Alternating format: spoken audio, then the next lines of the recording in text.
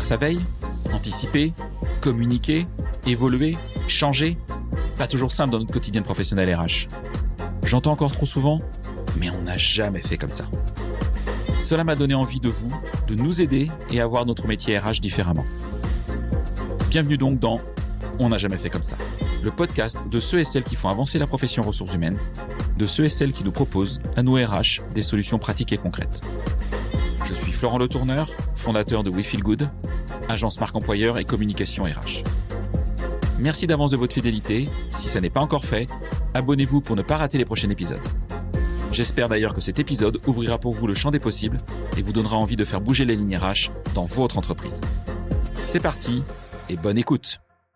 Ce podcast existe grâce à Kellyo qui le sponsorise. Kellyo, l'éditeur qui propose tout ce dont les RH ont besoin dans une seule solution pour gérer les collaborateurs du recrutement à la paye. Pour les découvrir, kellyo.com/fr.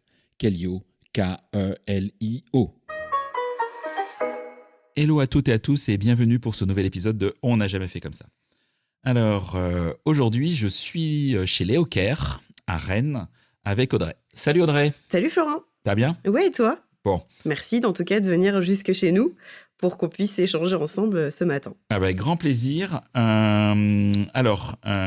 Audrey, tu es People Development Manager chez Léo Care donc depuis 2022.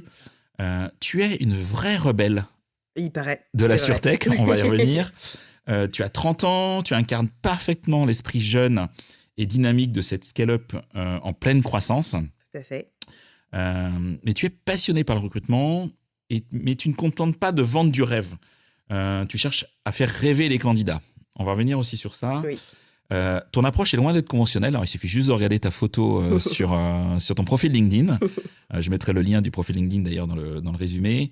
Du smiley, de l'humour, de la créativité. Oui. Ce qui est assez rare dans le monde du recrutement. Donc ça, c'est plutôt chouette. À côté, tu es formatrice aussi dans une école qui est l'ESG. Tu pourras peut-être nous en reparler si tu en as envie. Oui. Ce qui te permet de partager ton expertise en recrutement, en marketing RH avec les plus jeunes générations. Et ton objectif, et ça, je trouve ça important, c'est de construire une culture d'entreprise forte tout en visant la parité 50-50 d'ici 2026. C'est ça, d'accord ? Exactement. Pas toujours simple dans le monde de la tech d'avoir de la parité. Donc, un vrai enjeu. En tout cas, tu es la preuve vivante que le recrutement peut être aussi fun que stratégique. Eh ben, j'espère que tu es prête à nous embarquer dans l'aventure et dans la galaxie Léo Care. Eh ben, c'est ça. Bienvenue en tout cas. Ouais, ok. Alors, déjà, avant toute chose, Audrey, avant qu'on rentre effectivement sur Léo Care, est-ce que tu peux nous raconter ton histoire, ton parcours, ce qui t'a amené au poste que tu occupes aujourd'hui ? Ça marche. Donc moi, j'évolue dans le monde des RH depuis bientôt, je dis bien bientôt, plus de 10 ans.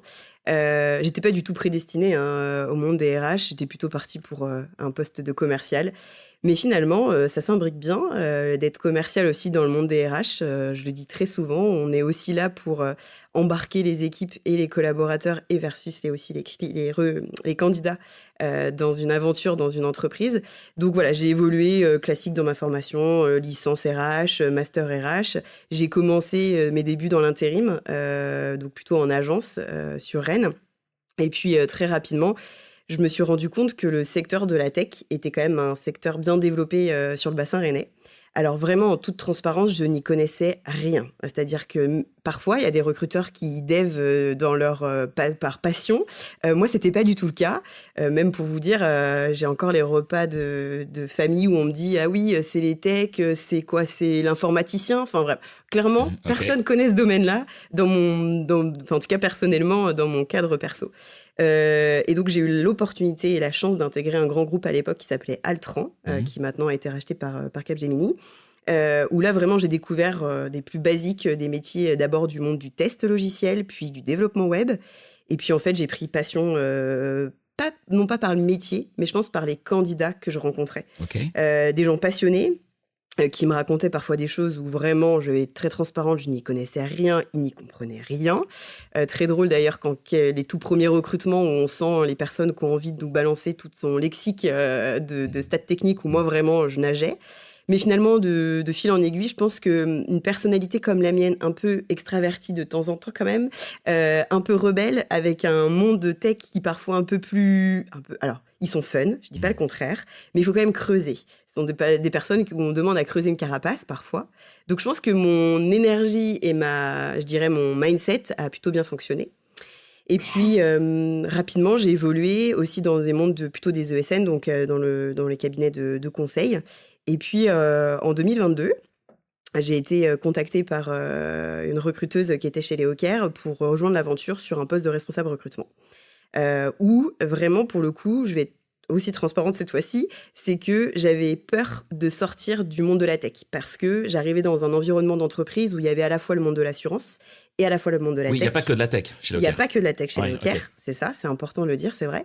Et donc vraiment, ma crainte, c'était de me dire, ok, mais moi, j'avais un profil depuis plus de 4 ans vraiment focus tech et j'avais vraiment peur d'en sortir parce que j'aimais bien ça.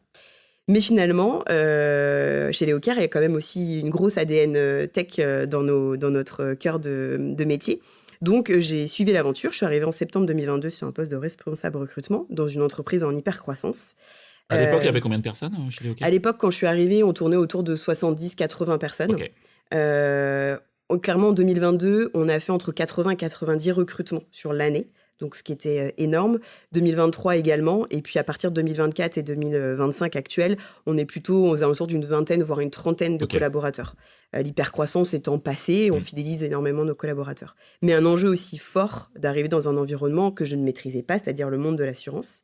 Et puis, comprendre aussi ce qui est deux mondes qui ne sont pas censés se rencontrer, je pense, dans d'autres entreprises. Le monde de l'assurance, le monde de la tech, qui travaillent au quotidien sur un même plateau. J'étais curieuse de découvrir ce monde-là. Et puis aussi curieuse de sortir du monde des ESN. J'affectionne énormément ces entreprises-là, par plein de compétences en tout cas que j'ai pu développer dans mes différents postes. Et finalement, je pense que ça sert aussi dans un environnement d'entreprise de culture un peu PME comme celle qu'on a aujourd'hui chez Les Hawkers, sur le côté agilité, le côté aussi polyvalence qu'on retrouve énormément en ESN. Et finalement, bon, on va pas se mentir aussi, on a Noureddine et Christophe qui sont nos deux cofondateurs, qui connaissent très bien l'ADN des ESN également, qui aident aussi dans notre quotidien.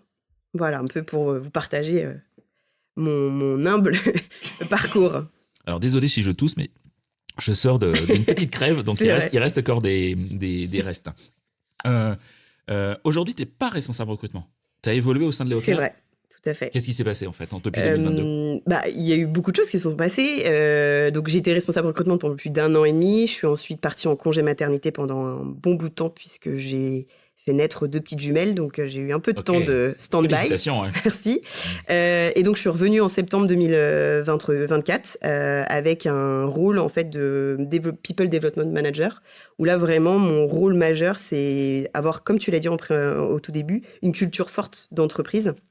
Et puis surtout, accompagner, ça c'est vraiment important, au quotidien les collaborateurs dans leur environnement de travail, dans leur carrière aussi, comment ils peuvent évoluer chez Les Hawkers, et puis au quotidien d'être vraiment le référent pour l'accompagnement, l'épanouissement.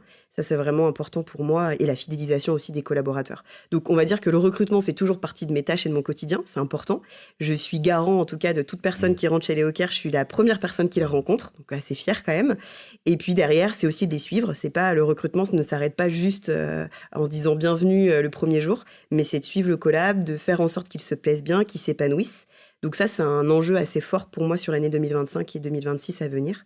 Donc d'où le fait d'avoir pris un poste plutôt de dev RH depuis maintenant quelques mois. Et l'équipe RH est constituée comment au sein de Les Hawkers ? On est 3. Ok. On a Lucie, du coup, que je fais un petit big up, qui est, elle, en congé maternité en ce moment, qui reviendra bientôt, qui est RRH chez Les Hawkers. Audrey, qui est assistante RH aujourd'hui. Et puis moi, du coup, sur la partie vraiment culture, recrutement et développement de carrière. Ouais, donc une team assez resserrée, quoi. C'est ça, exactement. Okay. Chacun a un peu ses différentes compétences. Ok. Tout le monde ne connaît pas Les Hawkers. C'est vrai. Du coup, est-ce que tu veux, sans vraiment en très court, en une petite minute, pitcher Les Hawkers ? C'est ça, exactement. En 1 minute, ok. Donc Les Hawkers, on est une néo-assurance. Aujourd'hui, on est une assurance 100% digitale. Ce qu'on propose, c'est de rendre accessible et avoir une accessibilité fluide et tout en autonomie, l'assurance à tout Français aujourd'hui. Donc depuis l'application mobile, mais également sur l'application web, le prospect versus le client peut télécharger l'application, créer son devis en quelques clics. Donc ça, c'est assez rapide. Et puis derrière, de suivre, une fois qu'il est souscrit, toute sa vie de contrat depuis son application. Donc nous, on fait essentiellement de l'assurance de biens, ce qu'on appelle de l'IARD. Donc assurance auto, moto, habitation, téléphonie, les animaux, les vélos. Et donc, notre objectif, c'est de multi-équiper le foyer aujourd'hui. Et donc, on est une société 100% rennaise parce que pour le coup, la plupart de nos équipes sont basées donc à Rennes. Et puis, on a aujourd'hui un service dédié au service relations clients et un service dédié à l'indemnisation au sein de nos locaux. Et puis surtout, on est une équipe tech dans toute sa chaîne de valeur pour pouvoir développer nos applicatifs. Voilà, ce que tu expliquais, donc, différents types de populations. C'est ça. Sous la même marque employeur, Exactement. sous la même structure RH, mais qui derrière ont peut-être des attentes et des envies, et puis c'est des marchés aussi de l'emploi qui sont un peu différents. Exactement. On est sur un public complètement différent, qu'il faut animer de manière complètement différente, des attentes aussi totalement différentes. Mais moi, mon objectif, vraiment, c'est d'avoir une culture complètement homogène, c'est-à-dire que je mets en place des process de la même manière côté tech que j'en ferai de côté vie de contrat ou en tout cas côté indemnisation. C'est hyper important qu'il n'y ait pas deux cultures dans une seule et même entreprise. Ok. Tu disais que tu avais commencé dans un grand groupe, donc Altran. C'est ça. Comment tu as vécu la transition d'un grand groupe comme Altran, où tu es un recruteur parmi plein d'autres recruteurs, c'est clair. Vers une entreprise, une PME, aujourd'hui en pleine croissance? Alors, c'est sûr que le gap est quand même important, tu l'as bien dit, de passer d'un numéro bis à Audrey, c'est quand même un peu différent. Je pense que c'est aussi la culture forte de Léocare qui aide en tout cas à l'épanouissement de chaque collab. Juste en face, vous ne pouvez pas voir ce que c'est un podcast, mais c'est écrit en grand « Rebelle pour atteindre les étoiles ». Je pense que c'est hyper important d'arriver dans un groupe d'une société comme la nôtre en étant pleinement qui on est. C'est-à-dire qu'aujourd'hui, moi, je suis à la vie comme au travail de la même manière. Là où je pense dans les grands groupes, on n'a pas trop le choix d'avoir un côté politique. C'est-à-dire que moi, quelque chose qui m'avait frappé à l'époque, c'est de ne pas pouvoir déjeuner dans la même cafétéria, par exemple, que les collaborateurs. C'est-à-dire qu'on avait chacun un peu, on mangeait tous au resto, la team management, la team fonction support, et puis les collaborateurs mangeaient de leur côté. Ça, c'est quelque chose qui m'a beaucoup dérangée, que j'ai jamais voulu retrouver après dans les entreprises dans lesquelles je suis passée. Et chez Léocare, c'est hyper important pour moi. D'ailleurs, un exemple tout vrai, Christophe et Nourdine, par exemple, n'ont pas de bureau. Nous, on a un bureau RH parce que forcément, on adresse des choses un peu plus confidentielles. Mais en soi, moi, de temps en temps, je viens aussi sur plateau. On se fond vraiment avec tout le monde. C'est ultra important. On partage des moments avec eux en tout cas, de la même manière qu'on les partagerait, je pense, avec ses amis, potentiellement, même si c'est à degrés différents. Mais voilà, c'est ce qui m'a vraiment, pour le coup, plutôt perturbée en arrivant dans un groupe comme celui-ci, de se dire qu'il y a moins ce côté politique et qu'on partage beaucoup plus de choses. Quand tu vas à la machine à café, tout le monde reste. Tout à fait. Ouais. Par contre, des fois dans les groupes où H qui arrive. C'est clair. Ou quand tu es à table le midi, où on est la team RH et puis le reste à côté, quoi. Le reste du monde. Ouais, c'est ça, exactement. Donc non, je pense que ça a été vraiment ça, cette transition. Et puis de se dire que voilà, on est comme on est quand on vient dans une entreprise, c'est hyper important. Ok. Si tu parlais de la culture de Léocare, tu parlais de rebelle. Oui. Et Léocare se définit comme un rebelle avec une cause. Oui. Et comment est-ce que cette philosophie se traduit-elle concrètement au quotidien, on va dire, pour les collabs? Oui, bien sûr. Toi en tant que RH, mais aussi pour les collabs. Je pense qu'il y a un élément important aussi, c'est que ici, chaque collaborateur ne vienne pas tous de grands groupes ou ne viennent pas tous de monde de l'assurance, par exemple. On a fait le choix dans nos recrutements aussi d'avoir des personnes d'horizons complètement différentes. Pareil, dans les moyennes d'âge, c'est vrai qu'au tout début, quand on a commencé avec des très jeunes, des personnes issues de sorties d'études, etc. Puis on a commencé un petit peu plus à aller chercher des personnes qui ont peut-être plus de 10 ans, 15 ans d'expérience. Et en fait, ce qui est assez flagrant, en tout cas quand on rentre dans les locaux, c'est qu'on a vraiment une diversité de personnes dans leur mindset, dans leur philosophie. Et puis, je pense que c'est ce qui fait la force. C'est vrai, dans le monde de l'assurance, on a un peu, parfois, je vais me faire taper sur les doigts, mais des clones, où tout le monde se ressemble un petit peu. Là où chez Léocare, vraiment, c'est aussi ça d'être rebelle, c'est que, je l'ai déjà dit, tout le monde vient un petit peu comme il le souhaite. Et puis, je pense, dans notre ADN, dans la façon dont on collabore avec eux. Alors, au quotidien, être rebelle, c'est quoi ? C'est peut-être de venir avec un sweatshirt que tu viendrais peut-être pas dans le monde des assurances, forcément. C'est de casser les codes et de se dire, on fait des journées où on vient tous en pige. Je suis pas sûre qu'on fait ça dans ce secteur-là. C'est faire des soirées, effectivement, comme des Sainte-Patrick, où on a des grands fûts de bière dans la cafette. Bon, je suis pas sûre que ça se fait dans beaucoup de boîtes. Donc, vous voyez, il y a ce côté-là. Et puis, c'est rebelle aussi dans les coms que l'on fait. En interne comme en externe, ça c'est hyper important de garder tout le temps cet ADN un peu avec... C'est vrai qu'on ne me l'a pas reproché, mais par exemple dans nos offres d'emploi, pour les plus curieux qui veulent aller voir. On a fait le choix d'avoir un esprit un peu fun, mais qui reflète en fait toutes les coms qu'on fait ici. Et alors comment ça se concrétise dans les offres d'emploi? Dans les offres d'emploi, il y a une phrase qui dit que si t'es fan de Uno, t'as un côté compétiteur, tu vas vraiment te plaire chez les hawkers parce que c'est un peu le côté win-win, gagnant-gagnant. Et puis on challenge un peu en se disant, est-ce que toi, tu joues souvent au Uno ou ce genre de choses. Enfin, voilà, c'est des petites interrogations qu'on pose dans les offres d'emploi. Mais ce que je veux juste dire, c'est que c'est pas une offre bullshit en faisant un côté fun pour dire que c'est juste au moment du recrutement et qu'après on redevient un peu ditto classique, quoi. Parce que finalement, dans toutes les coms qu'on peut faire ici, c'est vraiment le cas. Et là, dans très peu de temps, on va lancer un nouveau concept qui s'appelle Incroyable Talent, parce qu'on a forcément des collaborateurs qui ont un talent incroyable chez nous.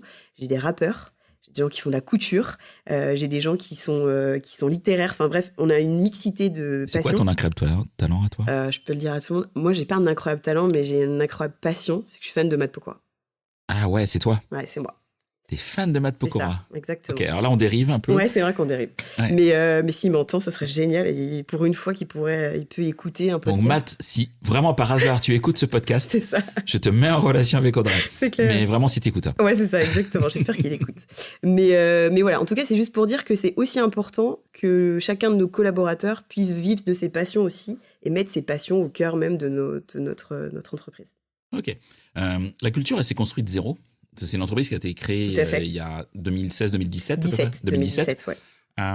Toi, tu l'as rejoint en 2022. Comment est-ce que tu as réussi à t'intégrer dans cette culture et je dirais, quels sont les défis spécifiques que tu vois à la construction d'une culture, d'une entreprise qui part from scratch comme ça?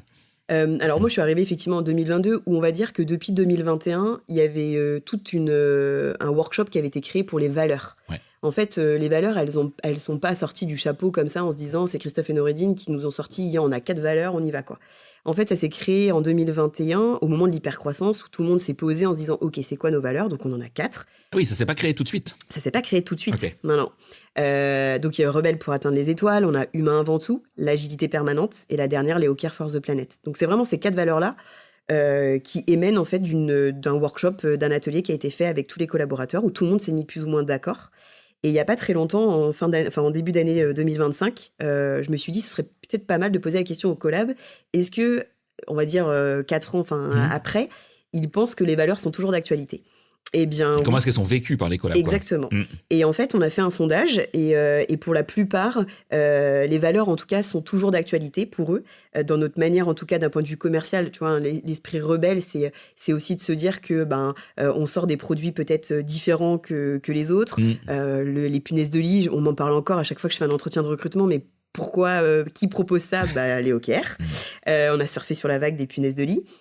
Mais et puis surtout, je pense que celle où ça demande plus de challenge, c'est les hawkers force the planet parce que ça imbrigue le côté RSE, le côté écologie, où les gens ont besoin de sentir le côté au quotidien, qu'est-ce qu'il en ressort.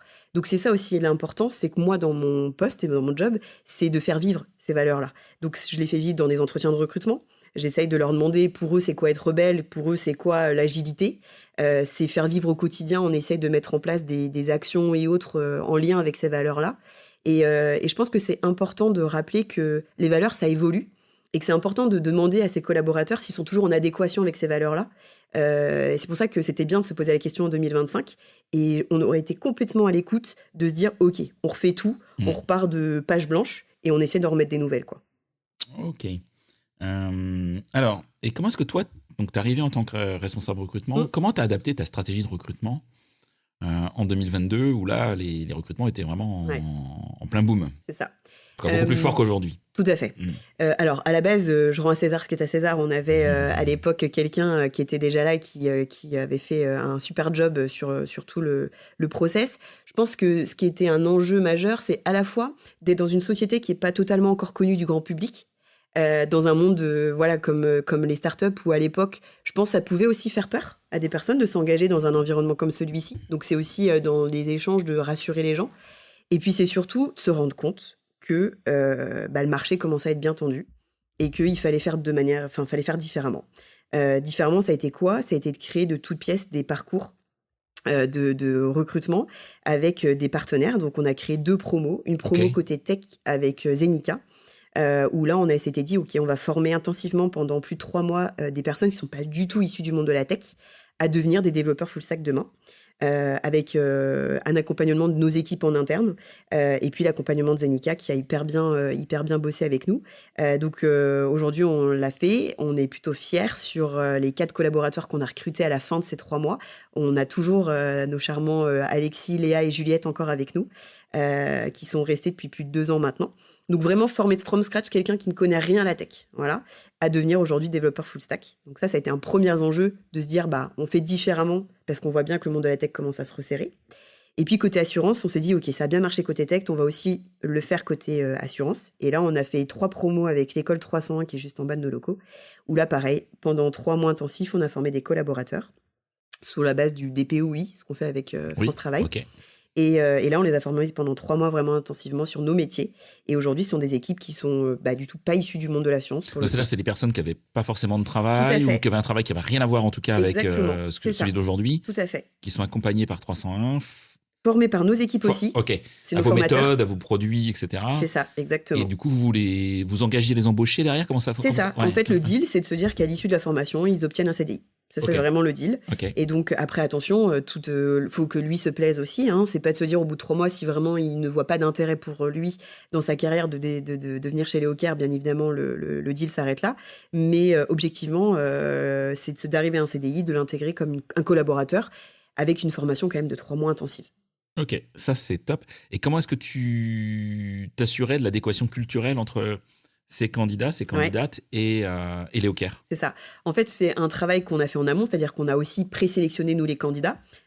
Donc ça, c'est important de le dire. Les candidats qui ont été présélectionnés par Zenica... Par 301. D'accord. Nous, on les a reçus. Ok. Mais alors, ce qui était hyper intéressant... Donc, vous ne les évaluez pas à l'époque sur la partie technique? C'est ça, sur la partie mindset. Mais voilà, c'était vraiment sur la partie... Tout à fait. Mindset et ambition. C'est-à-dire que c'est important de savoir que la personne a envie de s'épanouir aussi. Mais quelque chose qui était que j'avais jamais fait, c'était de recruter sans CV. C'est-à-dire que je suis arrivée dans une salle où chacun venait se présenter, mais je ne savais rien historiquement, ni comment s'appelait la personne, d'où elle venait, quel horizon. Et du coup, c'était ultra intéressant et enrichissant, et j'en parle à chaque fois dans mes formations que je fais avec des étudiants. C'est, en fait, il faut savoir arrêter de sortir de ce CV. C'est-à-dire qu'à un moment donné, on peut apprendre à connaître une personne de manière différente que de lire son CV, de regarder, tiens, t'as un trou entre 2017 et 2018, qu'est-ce que t'as fait? Enfin, c'est hyper important d'apprendre à connaître la personne de manière différente. Et je pense que c'est aussi grâce à ça que les personnes sont restées chez Léocare, c'est qu'on les a recrutés pour qui ils sont et non pas parce qu'ils ont vécu avant un CV ou une formation, quoi. Et ça, je l'avais jamais fait. Et j'ai trouvé ça tellement enrichissant humainement de rencontrer ces personnes-là et de les recruter parce qu'ils sont eux aujourd'hui et ce qu'ils vont nous apporter. Et quel conseil tu donnerais à un RH, toi, qui envisagerait de le faire?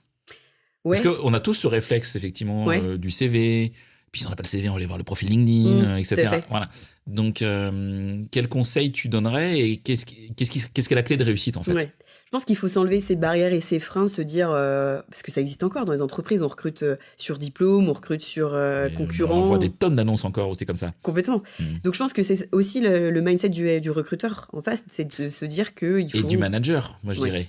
Aussi. Non. Alors c'était un gros travail, je vais pas te mentir. Parce que excuse-moi de t'avoir interrompu, mais c'est effectivement, il y a le recruteur, sa posture, c'est un sujet. Mais des fois, il y a le manager qui est rattrapé un peu par l'histoire et qui dit ouais, bon, en fait, t'as fait quoi avant? Mais je pense t'as eu des jumelles? Oh là là. Non, mais. C'est vrai. Je fais des clichés, hein.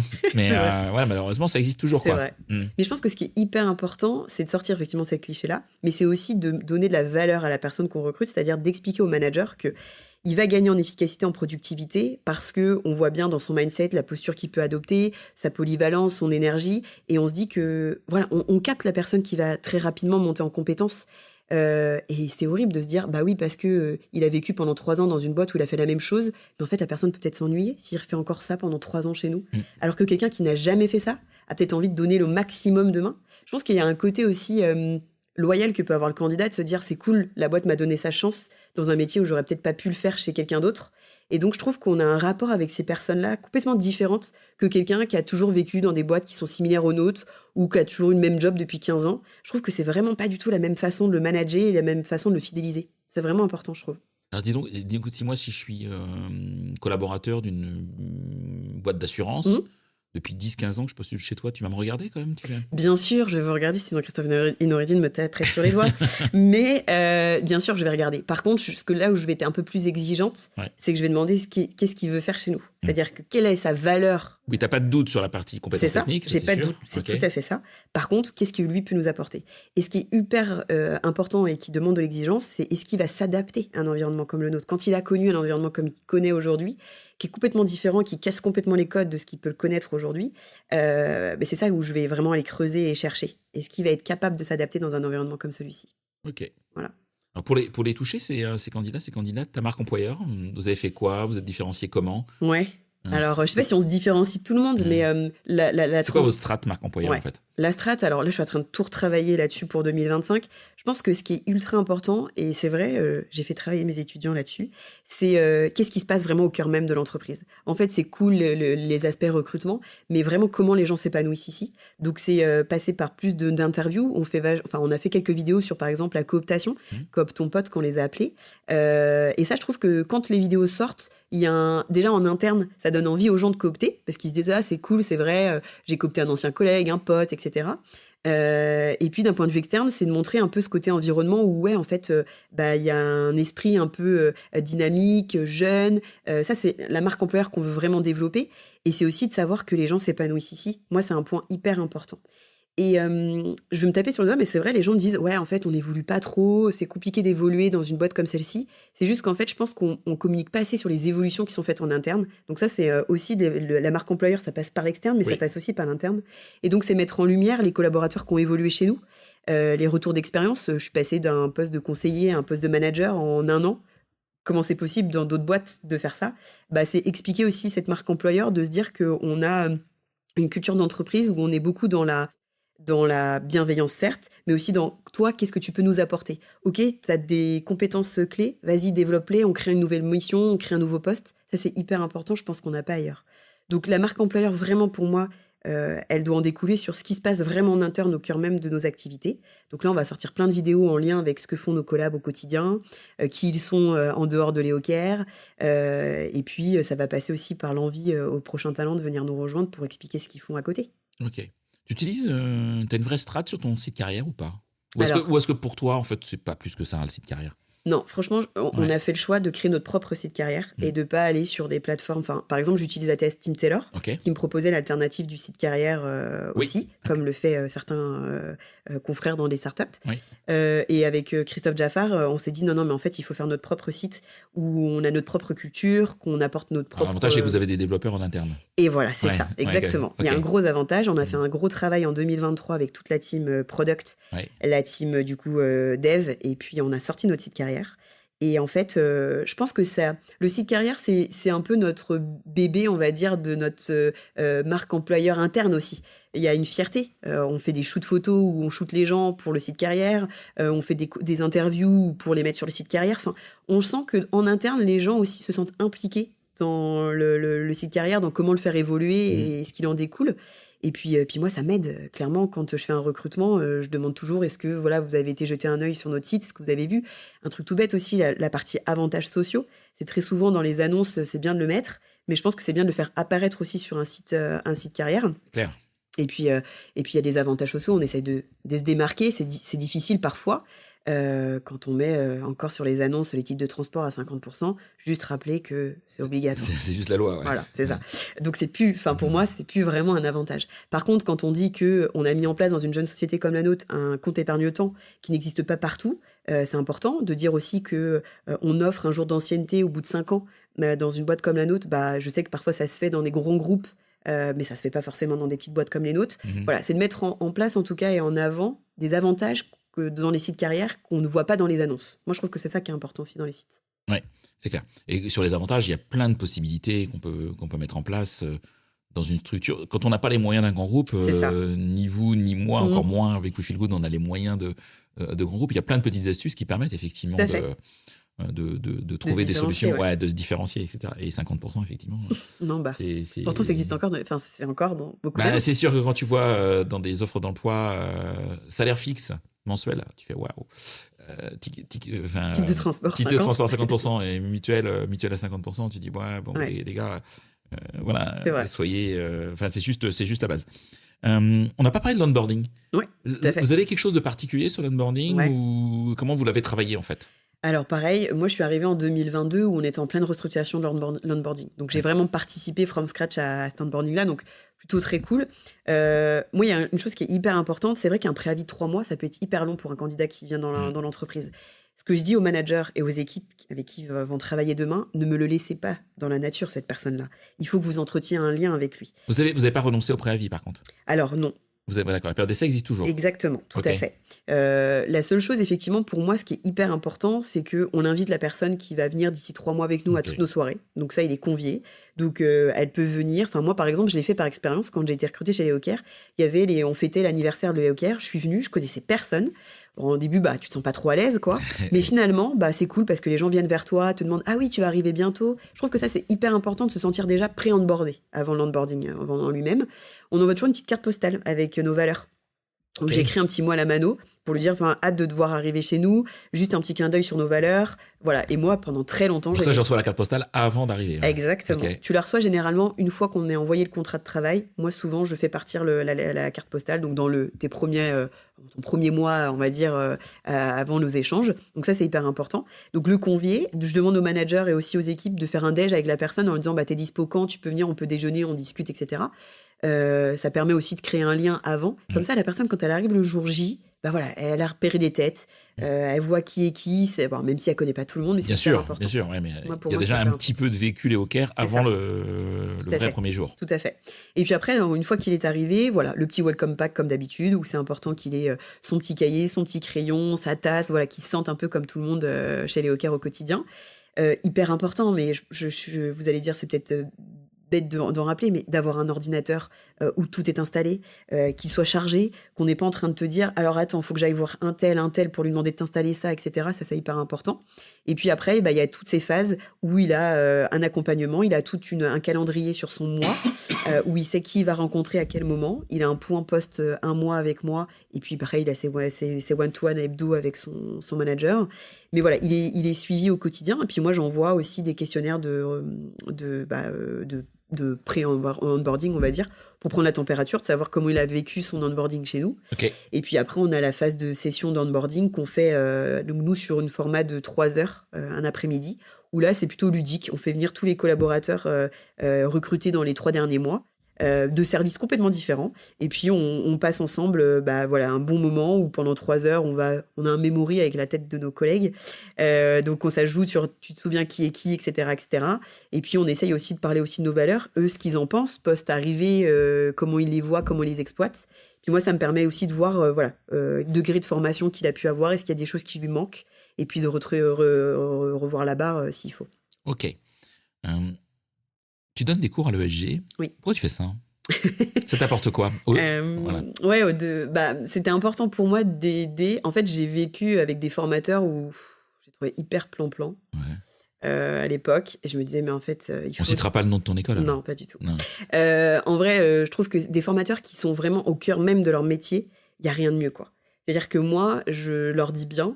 Après, à défaut, ils pourront peut-être commenter sous le podcast, mais c'est hyper important que je vienne en leur disant, je suis Audrey, mais je suis aussi responsable dans une boîte où je m'épanouis et je vais vous montrer ce que je fais.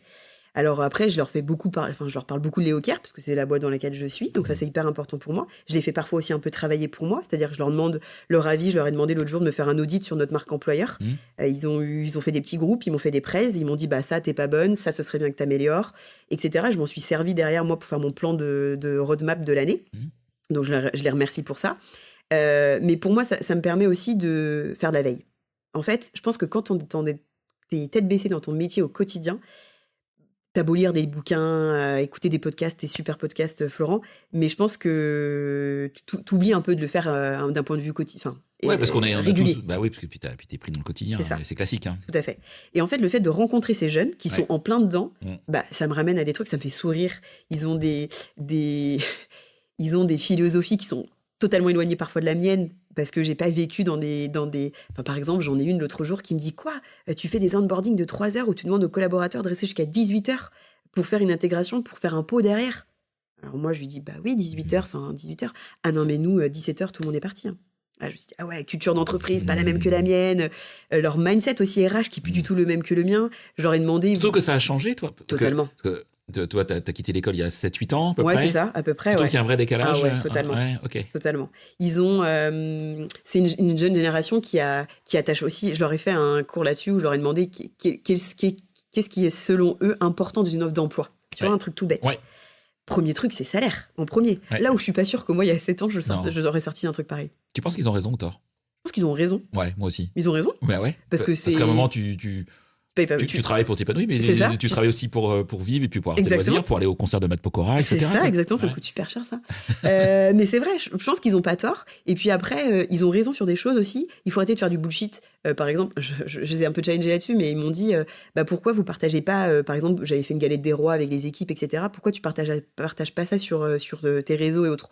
Genre juste que pour moi, c'est normal qu'on fête les vœux avec nos collaborateurs. Et en fait, il y a rien de pire qu'une entreprise qui en fait trop. On a fait ci, on a fait ça, et ben eux, pour eux, c'est important. Ils vont regarder tout de suite les réseaux sociaux de l'entreprise. Chose que j'aurais pas fait, moi, il y a 7-8 ans, d'aller checker ça.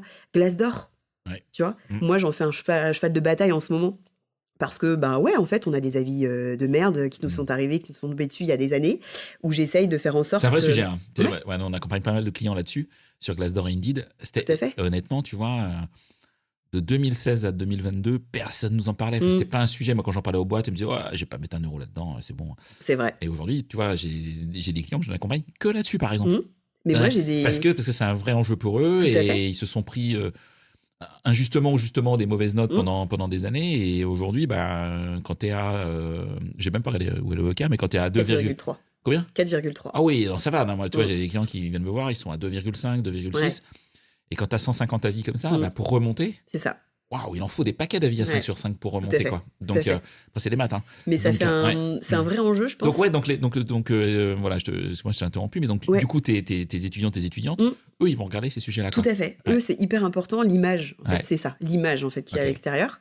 Mais des choses toutes bêtes. Ils m'ont dit, par exemple, partager des stories du quotidien. Et ça, c'est des choses qu'ils aiment parce qu'ils sont habitués à être sur les réseaux sociaux. Alors, je suis pas boomer non plus. J'ai que 30 ans. Mais c'est vrai que moi, je m'attache peut-être un peu moins à cette partie-là. Boomer, hein. Non, je sais fort. Mais je sais que je m'attache peut-être un peu moins à cette partie de réseaux sociaux que eux en y ont vraiment m'ont donné ça comme un avantage. Puis les avantages sociaux. Ils vont chercher quel est l'avantage différent et voir une mutuelle qui paye à 100%, ça va les intéresser, tu vois. Là où moi, clairement, je me serais pas posé la question il y a 7 ans. Vraiment. C'était pas le sujet. Et Glassdoor, si je reviens juste là-dessus, ce qui est important, c'est que moi, je suis revenue de congé mater en 2024 et j'ai fait mes premiers recrutements en septembre, là. J'ai eu 3-4 candidats qui m'en ont parlé. Je me suis dit, ah ouais, en fait, ça veut dire que là, ça commence à revenir un peu sur le tapis. Donc, je me suis dit, vas-y, il faut que je fais un plan d'action. Donc, depuis mon retour de congé mater, je bosse vraiment là-dessus avec mes équipes, les équipes en interne, les managers et autres, en disant, voilà, même les candidats que je rencontre, avec qui, même si je vais pas aller au bout du process, mais qui s'est très bien passé, je leur dis, laissez-moi un petit avis, etc. sur Glassdoor. C'est important aussi un candidat qui laisse un avis sur le process. Ça, je trouve ça important. Et voilà, et on travaille là-dessus. J'essaye de faire en sorte que les avis, ce soient des avis de base de volontariat. C'est-à-dire que je suis pas là en train de dire, mais un avis absolument. Et je leur dis à beaucoup, en fait, c'est juste de vous dire que vous auriez peut-être pu être dans ce cas de figure où vous cherchez un poste et que quand vous allez sur Glassdoor, vous voyez des avis un peu positifs, ça va vous donner envie de venir. Donc dites-vous que le prochain talent qui reviendra, c'est peut-être grâce à votre avis qu'il est là aujourd'hui, quoi. Donc j'essaye d'évangéliser un peu le côté Glassdoor. Ok. C'est quoi ton plus grand défi que tu as eu chez les OKR? Alors, je pense que c'est un défi qui est encore de taille aujourd'hui. Okay. C'est l'homogénéisation de la culture. Parce qu'en fait, c'est vrai, tu l'as dit tout à l'heure, mais tu as un environnement tech qui n'ont pas les mêmes attentes qu'un environnement qui sont issus plutôt des mondes de chargé de clientèle, on va dire ça comme ça. Donc, c'est comment faire en sorte d'avoir des plus et des moins de chaque côté et que les moins servent aux plus. Enfin, tu vois, c'est un peu ça qui est compliqué quand même. Donc, je trouve que c'est le plus gros défi aujourd'hui. Et puis, un gros défi aussi, c'est comment donner du sens aux gens. Tu vois, comment on en reparlait tout à l'heure dans les escaliers, on montait, on parlait de télétravail. Mais comment se dire que quand il vient au bureau, il a plus que ce qu'il n'a pas chez lui. Tu vois, quand j'ai un collab qui me dit, ouais, mais moi je passe ma journée en réunion, ça sert à quoi que je sois en open space? Parce que je parle pas avec mes collègues, je suis en réunion toute la journée, donc autant que je sois chez moi. Ok, donc ça veut dire que concrètement, moi je suis censée dans mon job lui faire comprendre que si c'est cool de venir là parce que tu vas à la pause café éventuellement entre deux réunions, tu vas discuter avec quelqu'un et tu auras une info que tu n'avais pas. J'essaye de faire en sorte de mixer les bureaux, que ce soit qu'on arrête d'avoir un bureau qu'on s'attribue Donc ça, une fois par mois, là, on l'a fait le mois dernier, où hop, moi j'étais sur le plateau, tout le monde s'est un peu, tu vois, échangé, on a pas fait échanger nos mamans, mais on a fait échanger nos bureaux, tu vois. Moi, je pense que c'est des choses comme ça. Et puis, un collab qui m'a fait un retour intéressant, c'est qu'il faut qu'on arrête de parler de locaux et de bureaux. En fait, il faut que ce soit vu comme sa deuxième, pas maison, tu vois, mais un lieu cool où tu peux venir et des choses que tu n'as pas chez toi que tu peux faire ici, tu vois. Donc ça, c'est pareil, j'essaie de réfléchir, je veux faire de la sophrologie le temps du midi, des choses ils peuvent peut-être pas avoir le temps de le faire chez eux. Enfin, voilà, c'est ça aussi l'enjeu fort, c'est de donner du sens aux personnes pour revenir en présentiel après ces années de Covid où on a vécu un peu Ok. chacun dans son coin. Sans être anti-télétravail, parce que c'est pas le sujet. Ah Quand non, même. du tout. Ouais. Aucun sujet là-dessus. Le télétravail chez les Hawkers est bien 3 jours 3 jours et 2 jours de présentiel et 2 jours côté assurance. Pour moi, c'est hyper important qu'on homogénise vraiment la culture et le mindset de tout le monde, quoi. Ok. Est-ce que tu as commis une erreur depuis que tu es arrivé ? Est-ce que tu as le sentiment d'avoir commis une erreur et qu'est-ce que tu en as appris surtout ? Ouais. Alors, je sais pas si j'ai commis de grandes erreurs. Personne mais... n'écoute. Hein. Ouais, c'est vrai, personne n'écoute. Non, mais il y a des recrutements où je peux me planter. Ouais. Mais parce que je suis persuadée de moi quand je le rencontre. Puis attention, on est aussi dans un environnement d'entreprise où ça bouge beaucoup, les process bougent, les missions peuvent bouger, ton poste peut bouger, etc. Il y a des nouveaux produits régulièrement, Exactement, comme tu disais. Ouais. ça. Et puis voilà, je pense que c'est difficile. Des fois, je suis convaincue que le mindset va pouvoir bien, enfin en tout cas coller chez nous, il va s'épanouir parce qu'il a envie de cette polyvalence, mais très vite, il va se rendre compte qu'il va sortir de sa zone de confort. Et parfois, il y a des gens qui sont pas prêts à sortir totalement de sa zone de confort. Donc je pense que j'ai fait quelques erreurs de recrutement, c'est vrai, où on a dû se séparer de certaines personnes parce qu'on voit bien que ça va pas marcher. Alors que moi, je suis têtue et que je suis souvent là pour prouver aux managers que si, ça va marcher. Et des fois, ils me font confiance comme ça là-dessus. Ce qui est pas évident quand tu arrives aussi dans une boîte où tu es arrivé après tout le monde, notamment les managers, parce que la plupart des managers sont arrivés avant moi quand même. C'est d'avoir la légitimité, de dire non mais en fait tu m'écoutes, je sais de quoi je parle, je fais du recrutement depuis longtemps, je pense que ça va marcher. Après je suis contente quand il vient me revoir en disant bah alors il paraît que ça allait marcher, mais t'as vu, ça me fait sourire. Mais c'était pas évident de gagner leur légitimité. Et moi il y a un truc qui est vrai et je fais, c'est que je suis là pour quand ils rencontrent le candidat, c'est que moi j'ai déjà fait la présélection avant et je lui fais pas perdre de temps. Donc moi il va rencontrer les candidats que j'ai vraiment passé 45 minutes avec eux, je sais de quoi je parle. Et je pense que c'était pas évident. Il y a des recrutements où ouais, je me suis plantée, c'est vrai. Ok. J'assume. Ouais, c'est la vie. Hein. Après, ça reste de l'humain. Hein. Ok. Allez, ton petit conseil que tu donnerais à une nouvelle personne qui voudrait rejoindre en RH les Hawkers. Ok. Mettons que tu as un poste à recruter en RH, Ouais. quel conseil tu donnerais avant d'arriver ?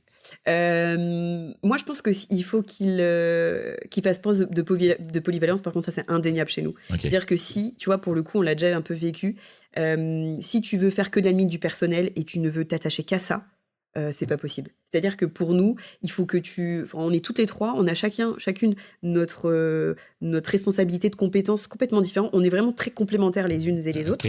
Par exemple, je vois les filles, c'est pas du tout leur délire de faire de la créativité dans nos process, par exemple. Et ben, une va créer le process et l'autre va mettre sa créativité dedans.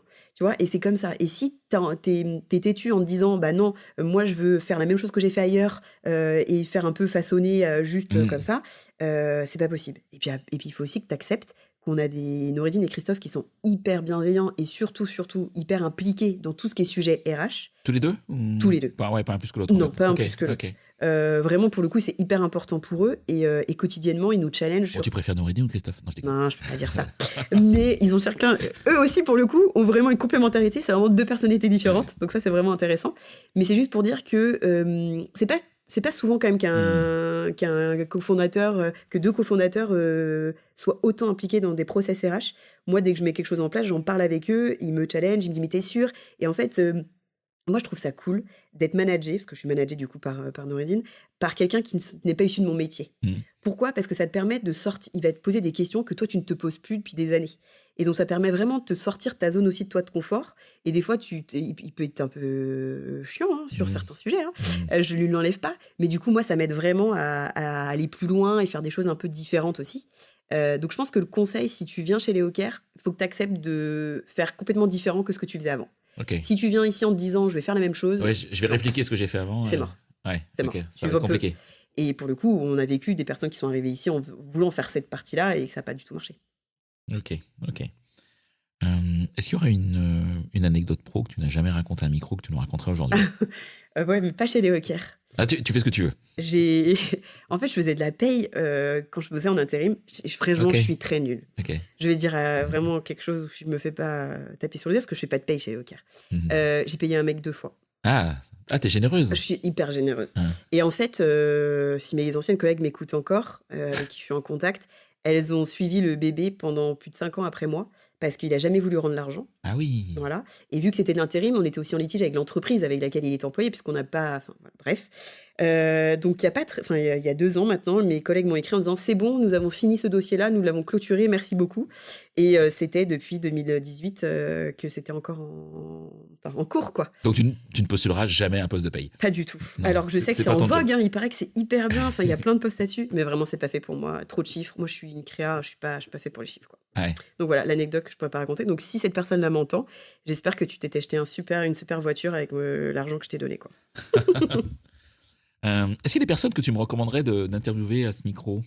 Soit qui sont comme toi, RH en entreprise, quelle que soit l'entreprise, quelle que soit la fonction RH, Ouais. ou qui sont à la tête d'une solution RH que tu trouves plutôt chouette, que tu utilises peut-être. Ouais, Ça- alors je pense que, mais peut-être que tu as déjà. Moi, Vas-y, je suis hyper fan de Tim Taylor pour le coup. Ok. J'utilise ATS, je trouve que c'est un ATS. Alors attention, c'est un ATS où tu peux faire une Ferrari. Moi, je pense que je suis encore avec la Clio 3 Ok. parce qu'il y a tellement de fonctionnalités. Donc, je pense que ça pourrait être intéressant d'interviewer quelqu'un qui vient de Tim Taylor parce que, non pas pour faire la promotion de Tim Taylor, Non, c'est autre chose. mais de Ok. la réflexion Ok. parce que vraiment même les statistiques, etc. Moi, je trouve que depuis que j'utilise ces annonces-là, en tout cas que sur le multiposting, j'ai moins de choucroute et tu vois, de boudin entre guillemets dans tous les CV qu'on peut recevoir qui parfois n'ont rien à voir avec l'intitulé de poste ou même les missions qu'on demande. Et ils arrivent je dirais sur 10 CV, t'en as au moins 4 qui correspondent parfaitement à ce que je cherche. Et donc, j'ai fait des stats sur les années précédentes dans mes KPI pour voir voilà, d'où viennent les recrutements que j'ai faits. Et beaucoup viennent de Tim Taylor par l'annonce. Et j'ai encore fait le cas l'autre jour où Nourine m'a dit « Ce candidat vient d'où ?» Je lui dis « Tim Taylor ». Et c'est lui qui m'a dit « Ah ouais, en fait, c'est plutôt bien calibré. Ça correspond plutôt bien. » Donc, moi, je pense que ça pourrait être intéressant de savoir d'où en découle cette réflexion de tous ces stats et de d'où ça Ok. vient, comment ils ont fait le lien avec Ok. pourquoi ça marche aussi bien, quoi. Ok, top. Ce Voilà. podcast n'est pas sponsorisé par Tim Du Taylor. tout. Voilà, qu'on soit très clair. Alors, tu parlais de ta veille. Ouais. Du coup, toi, aujourd'hui, quel est ton quotidien pour réaliser ta veille, au-delà Ouais. de tes partages avec les étudiants, etc. Bah, en fait, je pense que quotidiennement, on n'a pas trop le choix parce que vu qu'on parle de from scratch sur plein de sujets, Ouais. j'ai pas le choix en fait d'aller benchmarker et de regarder. Tu vois, il y a pas si longtemps que ça, je regardais quelles entreprises proposaient des jours d'ancienneté, par exemple, tu vois, parce que nous, on l'a déjà mis en place chez les Eocare, mais je voulais voir, voilà, est-ce qu'on était plutôt bien, est-ce qu'on était... Et en fait, je me suis rendu compte qu'il y a plein de concurrents qui le font pas. Enfin, ça, c'est intéressant. Et puis, bah, on a une bibliothèque partagée ici où on achète régulièrement des Ok. livres. T'achètes Donc- des livres RH? Ouais, j'ai quelques livres RH qu'on a mis à disposition qui concernent beaucoup plus les startups en l'occurrence. Oui, ok. Donc ça, on les partage aussi. Tu peux citer hein, si tu as des livres Ouais, RH. alors j'ai plus le Ou nom. des auteurs qui t'ont... Ouais, bah alors après, je peux citer le dernier que j'ai dans mon bureau d'ailleurs, qui est de Léo et d'Élise du coup, Oui, ok. que je me suis servi pour mes cours. Ouais. En l'occurrence, qui est hyper bien construit, qui à chaque page, tu as envie de faire un sourire parce que c'est assez bien construit. Donc ce livre-là, moi, je finis de le palucher parce que j'ai pas totalement fini. C'est un livre en plus assez épais. Hein. Un peu épais quand même. Et je vais le mettre à disposition des collabs. Parce que je trouve ça Cool. intéressant aussi qu'ils puissent voir. Parce que, et d'ailleurs, c'est ce qu'ils disent d'ailleurs dans leur livre, hein, c'est que le livre n'est pas fait que pour des recruteurs, n'est pas fait que pour des RH. Il peut être aussi fait pour des personnes qui sont en recherche d'emploi. Ça peut aider aussi à savoir les rouages et la curiosité. Ce qui se passe derrière, ouais. C'est ça. Donc je pense que c'est intéressant que je le mette. Pour tes managers, peut-être. Ouais, c'est vrai. Donc voilà, on a une bibliothèque où on se partage beaucoup. Donc la veille se fait là-dessus. Bon, après, je vais pas te mentir, j'ai une vie à 1000 à l'heure. En ayant 2 bébés qui viennent d'avoir 1 an. J'ai pas trop de soirées pour lire des bouquins. Ouais. Mis à part les super livres d'éveil que je suis en train de lire. Peut-être que ça peut leur faire rêver à mes filles de lire les livres RH. Mais il n'y a pas assez de dessin, je pense, dans les livres que j'ai. Donc, je suis pas sûre que... T'écoutes des podcasts au-delà du mien? Bah, ouais, non. les tiens. Après, c'est des podcasts qui vont... RH ou pas, d'ailleurs? Non, rien à voir. J'aime beaucoup les podcasts de légendes. Ok. Que je trouve ultra intéressant. Ouais. Par la mixité de sujets ultra intéressant. Il y a un volume, hein, quand il en fait 3 par semaine, C'est ça. à 1 heure de moyenne par podcast. Moi, j'arrive pas à tout écouter, hein, c'est pas possible. Et puis un podcast où je peux parler de ma vie. Enfin voilà, il y a une vidéo qui va très prochainement sortir sur moi. J'ai vécu un parcours de PMA. Donc j'en parle, vivre une D'accord. carrière Ouais. en PMA et vivre une carrière chez Léo Ker. Et un podcast qui m'a beaucoup aidé, c'est les podcasts Bliss, où Oui. j'ai écouté beaucoup sur ces sujets-là et qui m'ont aidé, je pense, Ouais. voilà, je pense à me sortir en me disant que je suis pas la seule à vivre ça. Et je les trouve vraiment à chaque fois hyper bien construits et hyper enrichissants quand on écoute. Enfin, c'est hyper intéressant. Ok. Il y a des podcasts de fans de Matt Pokora? Bah, je crois pas. Tu pourrais le lancer. Ouais, je pourrais le lancer peut-être. Tu me J'espère que donneras t'auras ton le dos. matos. Ouais, je te prêterai ton matos. Mais non, mais tu sais, j'ai un problème avec ça. Je le dis à chaque collab. Parce qu'en fait, Je taquine. quand on fait l'onboarding, je leur demande toujours de venir avec un objet qui les représente. Ouais. Moi, je viens toujours avec mon livre de maths. Et donc, voilà, mon livre, mon t-shirt, enfin, j'ai un peu une petite panoplie, quoi. Et je leur dis à chaque fois, ne jugez pas, on n'est pas là pour juger les Non. passions des uns et des autres. Et je leur dis à chaque fois que vraiment, pour le coup, je déteste partager cette passion avec les gens. Donc moi, par exemple, je suis pas la groupie qui crée des groupes, là, machin. En concert, je vais seule. Je déteste la fille qui vient avec moi, qui chante plus fort que moi, qui connaît toutes les chansons. Je déteste ça. Donc j'aime bien être dans mon truc. Donc très souvent, je vais seule. Je fais tous mes concerts seule. Et je suis très bien comme ça. Je vis ma passion moi-même, toute seule, dans mon coin. Mais je n'aime pas trop partager avec les gens, quoi. Ah, c'est. Donc, tu sais, le truc de soirée, mais des chansons de maths, je déteste. Ok. Laisse-moi vivre avec mes trucs. Oui. J'écoute mes chansons, moi. Quand je veux, et Voilà, tout mais, seul. Voilà, Ah. mais arrêtez de vouloir les écouter avec moi, quoi. Ok. Un grand merci. Mais merci à toi. Audrey. Un grand merci pour ta transparence, ta spontanéité, ton enthousiasme, qui fait Ouais. plaisir en tout cas. Ça, c'est chouette. J'espère que tu as pris plaisir. Totalement. Parce que C'était ça, hyper intéressant. c'est clé. Et j'espère que vous, en nous écoutant, en faisant, je sais pas, à la cuisine, en faisant du sport. En écoutant maths. Ouais, non, parce que du coup, il peut pas voilà. écouter maths, écouter Non, notre tu podcast. peux pas. Ouais. Voilà. En tout cas, en prenant le temps d'écouter cet épisode, vous avez aussi pris plaisir. Mais en tout cas, merci. Merci à toi. À bientôt et À pour très un nouveau vite. épisode. Merci, au revoir. Merci. C'est terminé pour ce bel épisode. Merci de l'avoir suivi en entier. Pour ne pas rater le prochain, d'ailleurs, je prépare plein de chouettes entretiens pour ces prochaines semaines, abonnez-vous à On n'a jamais fait comme ça. C'est le bouton Suivre sur Apple Podcast ou s'abonner simplement sur Spotify. N'hésitez pas également à mettre 5 étoiles si vous avez apprécié ce podcast et à me contacter via LinkedIn pour tout commentaire ou toute suggestion d'invité. À bientôt!